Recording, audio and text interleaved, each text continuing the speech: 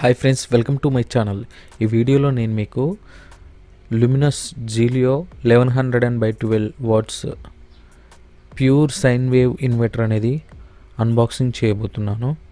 Friends, ఈ ఇన్వర్టర్ని నేను ఫ్లిప్కార్ట్లో 6000కి అయితే బై చేశాను. ఫ్రెండ్స్, ఈ ఇన్వర్టర్ వచ్చేసి మనకు అవుట్పుట్ వోల్టేజ్ వచ్చేసి 220 to 230 వోల్ట్స్ అయితే ఉంది. అండ్ ఇన్పుట్ వోల్టేజ్ వచ్చేసి 110 వోల్ట్స్ to 265 వోల్ట్స్ అయితే ఉందన్నమాట. సో ఫ్రెండ్స్, ఇందులో మనకు ఎమర్జెన్సీ పవర్ ఆఫ్ అయితే ఇచ్చారు.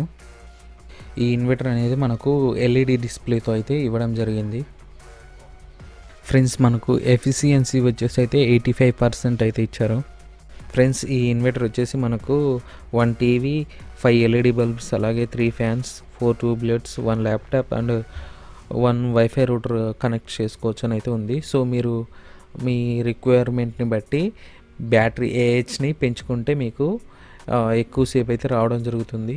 ఫ్రెండ్స్, మీకు 100Ah, 150Ah, 200Ah అని బ్యాటరీస్ అయితే ఉంటాయి. సో మీకు ఎక్కువసేపు రావాలనుకుంటే ఏహెచ్ అనేది ఎక్కువ ఉండాలన్నమాట. సో ఫ్రెండ్స్, మనం ఇన్వర్టర్ని అయితే బాక్స్లో నుంచి అయితే బయటికి తీద్దాం. ఫ్రెండ్స్, అలాగే మీ ఏరియాలో పవర్ కటింగ్స్ టైమింగ్స్ని బట్టి కూడా మీరు బ్యాటరీని అయితే సెలెక్ట్ చేసుకోవచ్చు అనమాట. ఫ్రెండ్స్, ఇన్వర్టర్ అనేది మనకు బాక్స్లో థర్మోకోల్తో చాలా సెక్యూర్గా అయితే ప్యాక్ చేసి రావడం జరిగింది. ఫ్రెండ్స్, 200 వాట్స్ పవర్ కన్జ్యూమ్ చేసే రిఫ్రిజిరేటర్ని కూడా మీరు ఈ ఇన్వర్టర్కి మీరు కనెక్ట్ చేసుకోవచ్చు.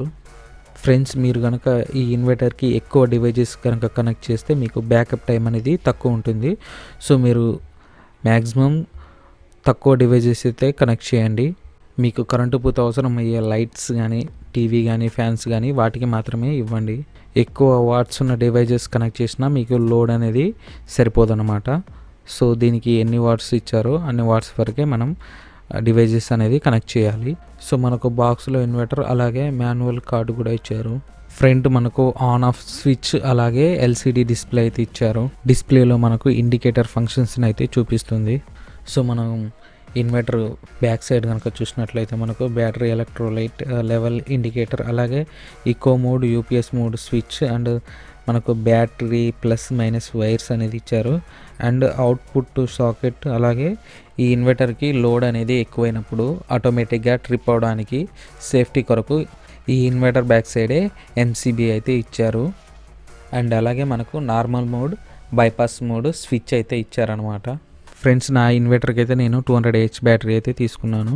సో ఫ్రెండ్స్, మీరు కనుక నా ఛానల్లో వీడియో ఫస్ట్ టైం చూస్తున్నట్లయితే నా ఛానల్ని సబ్స్క్రైబ్ చేయండి, నా వీడియోస్ని లైక్ చేయండి, షేర్ చేయండి, కామెంట్ చేయండి.